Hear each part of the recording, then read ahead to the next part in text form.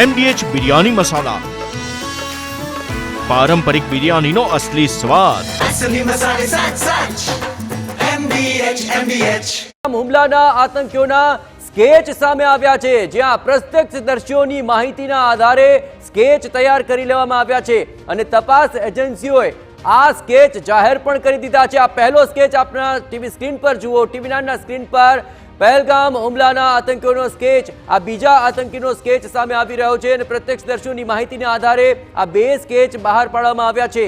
તપાસ એજન્સીઓએ ત્યાં પ્રત્યક્ષદર્શીઓ સાથે વાતચીત કરી અને આતંકીઓ કઈ પ્રકારના દેખાતા હતા તેના આધારે આ બે સ્કેચ તૈયાર કરાયા છે.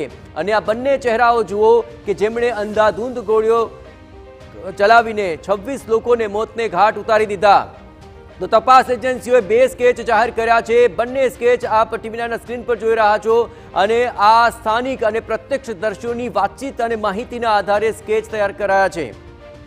તો આ તમામ જે તપાસનો એક ભાગ છે, કેપ્ટન સાહેબ તમે જે વાત કરી રહ્યા હતા એ જ પ્રકારે ઘણી બધી તપાસના પહેલુઓ છે, પણ આ સ્કેચ જાહેર કર્યા છે. જે પ્રત્યક્ષદર્શીઓએ આખી ઘટના નિહાળી, જે લોકો ત્યાં બચીને અત્યારે સારવાર લઈ રહ્યા છે, તેવા લોકો પાસેથી માહિતી મેળવીને આ સ્કેચ જાહેર કરાયા છે.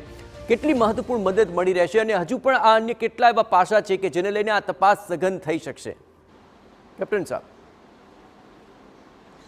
ઘણી મહત્વપૂર્ણ મદદ થઈ શકે અને યસ, જે પ્રત્યક્ષદર્શીઓ હતા જેમણે પોતાના સ્વજનો ગુમાવ્યા છે કે એમના સ્વજનો ઘાયલ થયા છે, એમણે તો સાવ નજીકથી આ લોકોને જોયા હશે, પણ એ લોકો કદાચ સંવેદનાત્મક ઇમોશનલ ટ્રોમામાં હોય, તકલીફમાં હોય, એટલે એ લોકો કદાચ વધારે ના કહી શકે.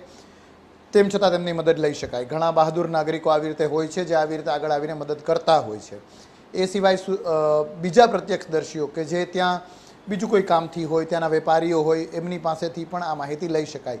અને એકવાર આ સ્કેચ બની ગયા પછી કામ ઘણું સરળ થઈ જતું હોય છે. ક્યાંથી આવ્યા, કેવી રીતે આવ્યા, એ મૂવમેન્ટ, એમને લાવનાર કોઈ વાહન, પબ્લિક ટ્રાન્સપોર્ટ હતો કે પ્રાઇવેટ વાહન હતું, રસ્તા ઉપર ત્યાં જમ્મુ કાશ્મીરમાં લગભગ બધી જગ્યાએ મેઇન રોડ્સ ઉપર અલગ અલગ સુરક્ષા એજન્સીઝની ચોકીઓ બનાવેલી છે, જ્યાં જેવી સ્થિતિ એના આધારે દરેક ગાડી અથવા અમુક ગાડીઓ સમયાંતરે ચેક કરવામાં આવતી હોય છે. તો એના આધારે પણ ઘણી માહિતી મળશે અને આ આખી પ્રોસેસ જે આ પરપેટ્રેટર્સને પકડવાની તો ચોક્કસ થશે, પણ આમના સિવાય કેટલાયને ખતમ કરવા, દરેકને ખતમ કરવો એ એમ હોવો જોઈએ. અને એના માટે આ જ પ્રકારની જે હ્યુમન ઇન્ટેલિજન્સ, ડિજિટલ ઇન્ટેલિજન્સ અને એ સિવાયની ફાઇનાન્શિયલ સિગ્નેચર્સ, એમના ફાઇનાન્શિયલ ટ્રેલ, વોટેવર જેને કહેવાય એ, અને એ પ્રકારના જે બાતમીદારો હોય છે, ડિફેન્સ પણ, મિલિટરીની પણ સ્પેશિયલ યુનિટ્સ જેને રાષ્ટ્રીય રાઇફલ્સ કહેવાય છે, એ રાષ્ટ્રીય રાઇફલ્સની પણ બટાલિયન પાસે પોતાના ઇન્ટેલિજન્સ સોર્સિસ, બાતમીદારો હોય છે. એમના દ્વારા વધારે ને વધારે ઝડપથી, વધારે ને વધારે સચોટ રીતે આ લોકો કોણ હતા, ક્યાંથી આવ્યા, અત્યારે ક્યાં હોઈ શકે, એ જેટલી વહેલી ખબર પડે એટલું ત્યાં છાપો મારીને તેમને બને તેટલા ઓછા સૂરજ એ લોકો જોવે અને એ પહેલાં એ ખતમ થાય, ન્યાય મળે, એ કામ કરી શકાય.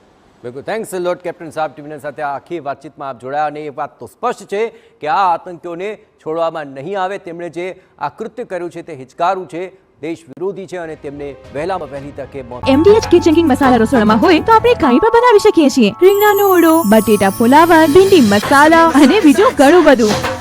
MDH